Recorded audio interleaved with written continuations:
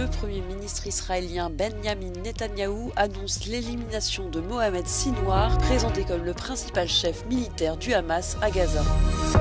Berlin va aider Kiev à produire des missiles longue portée. L'armée ukrainienne pourrait en disposer d'ici quelques semaines. La Russie déploie 50 000 soldats à la frontière avec la région de Soumy, au nord-est de l'Ukraine, a déclaré le président ukrainien Volodymyr Zelensky.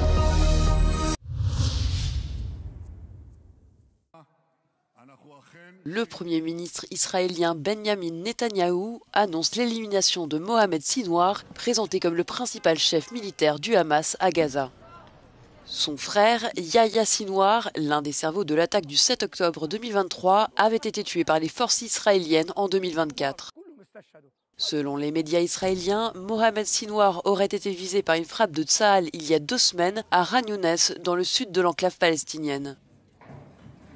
Pendant ce temps, un haut responsable de l'ONU a dénoncé la gestion de la distribution alimentaire assurée par Israël à Gaza, la qualifiant de chaotique, et a accusé les forces israéliennes d'avoir ouvert le feu sur des civils venus chercher de la nourriture, faisant au moins 47 blessés.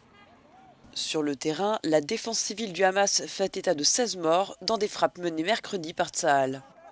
En Israël, à l'appel du Forum des familles, principale organisation plaidant pour un cessez-le-feu et la libération des otages, des centaines de personnes se sont rassemblées sur une plage de Tel Aviv pour marquer les 600 jours de captivité des otages à Gaza.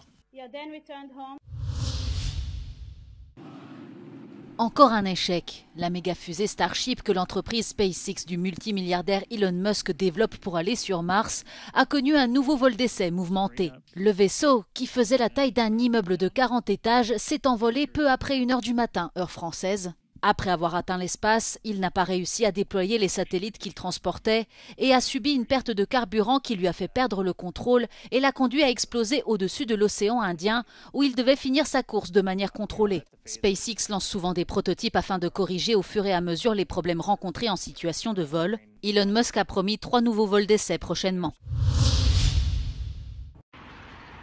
Après une explosion massive survenue mardi dans l'est de la Chine, les recherches se poursuivent pour retrouver les 6 personnes portées disparues. La déflagration s'est produite dans une usine de pesticides et de produits chimiques dans la ville de Weifang. Au moins 5 personnes ont été tuées et 19 autres blessées. Sur ces images, on aperçoit une épaisse colonne de fumée qui s'échappe du bâtiment. Des habitants de la région, situés à 3 km du lieu de l'accident, ont signalé que leurs fenêtres avaient été soufflées par l'explosion. Les causes du drame restent pour l'heure inconnues. En 2024, au moins 800 risques de sécurité ont été identifiés dans cette usine chimique, mais d'après les autorités, toutes ont été corrigées. La même année, la Chine a enregistré 21 800 incidents de ce type. Une coopération industrielle entre l'Allemagne et l'Ukraine pour aider Kiev à produire des missiles longue portée. Le chancelier allemand en a fait l'annonce à l'occasion d'une visite à Berlin de Volodymyr Zelensky. Selon Friedrich Merz, l'armée ukrainienne pourrait disposer de ces nouveaux missiles d'ici quelques semaines. Okay, here we go. Unsere Verteidigungsminister werden heute eine Absichtserklärung über die Beschaffung weitreichender Waffensysteme aus ukrainischer Produktion, sogenannter Long-Range Fires, unterzeichnen. Es wird hierbei keine Reichweitenbeschränkungen geben. Die Ukraine kann sich damit vollumfänglich verteidigen, auch gegen militärische Ziele außerhalb des eigenen Staatsgebiets. Le chancelier précise que la production pourra avoir lieu aussi bien en Ukraine qu'en Allemagne. Les missiles longue portée pourraient permettre à l'armée ukrainienne d'atteindre des cibles en profondeur à l'intérieur du territoire de la Russie. Moscou dénonce la décision allemande et parle d'entrave aux efforts de paix.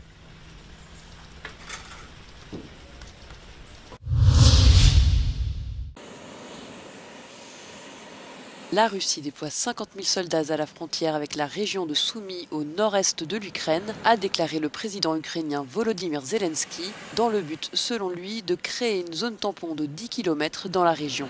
Il y a quelques jours, le président russe Vladimir Poutine a annoncé son intention d'établir une telle zone le long des régions de Koursk, Belgorod et Bryansk, qui bordent les régions ukrainiennes de Soumy, Kharkiv et Chernihiv.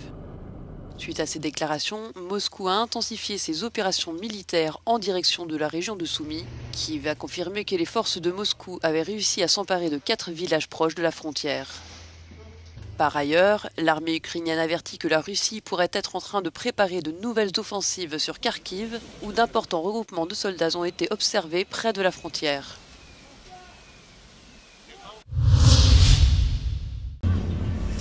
This is a historic but also deeply painful moment for France. Former surgeon Joël Le Squarnec was sentenced to 20 years in prison, the maximum sentence in what is considered the country's largest child sex abuse trial.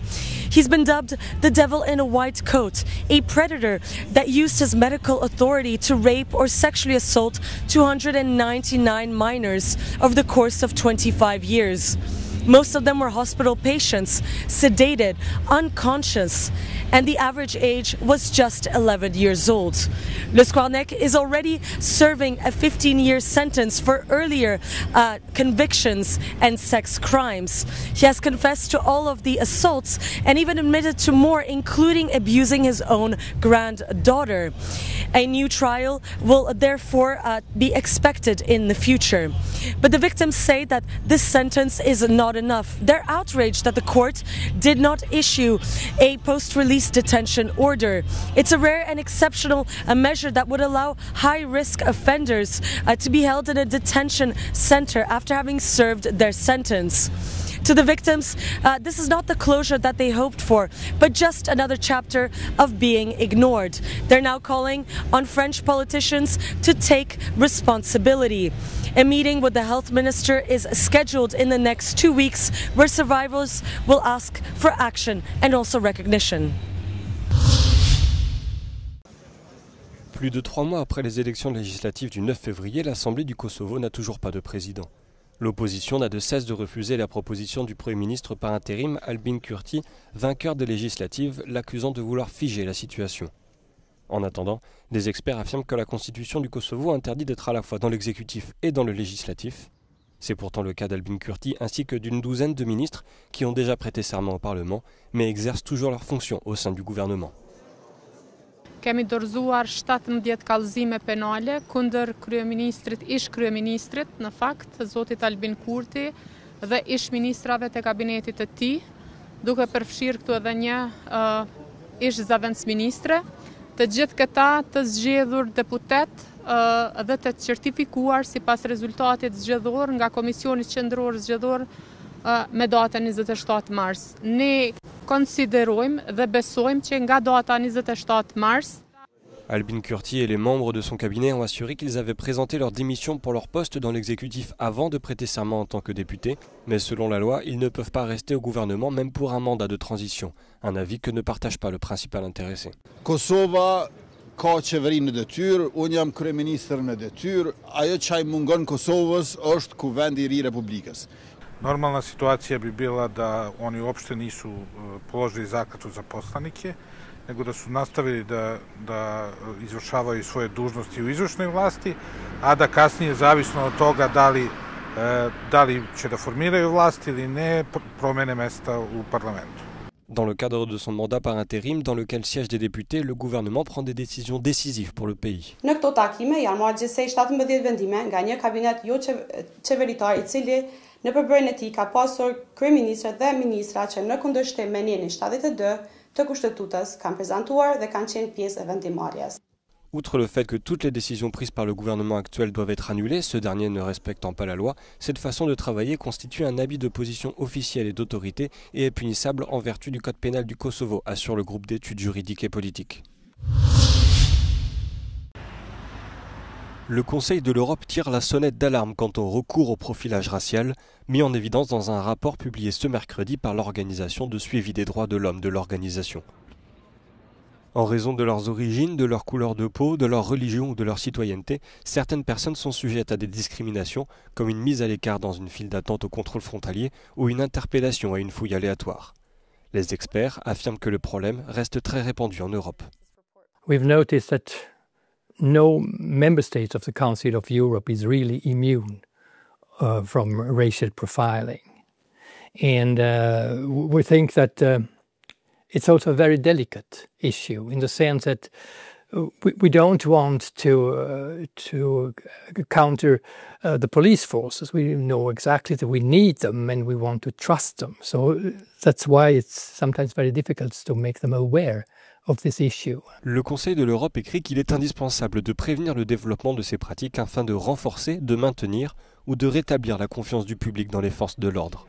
Outre la méfiance à l'égard des autorités, cette soumission répétée rend les victimes réticentes à porter plainte, entraînant alors un manque de données et une sous-estimation du problème.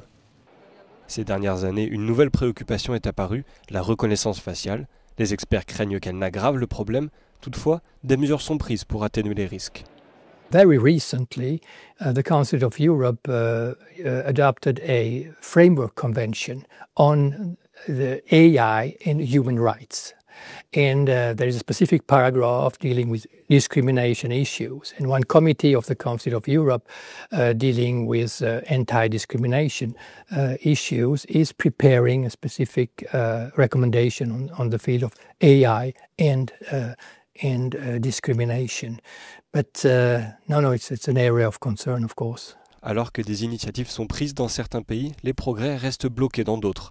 La France ne met pas en œuvre les recommandations de longue date visant à contrôler efficacement les interpellations et les fouilles effectuées par la police. L'Italie a ignoré les recommandations visant à évaluer le profilage racial au sein de ses forces de l'ordre. Le Conseil invite tous les États membres à prendre la question au sérieux, à interdire ces pratiques par la loi, à mieux former les agents de police et à leur demander des comptes.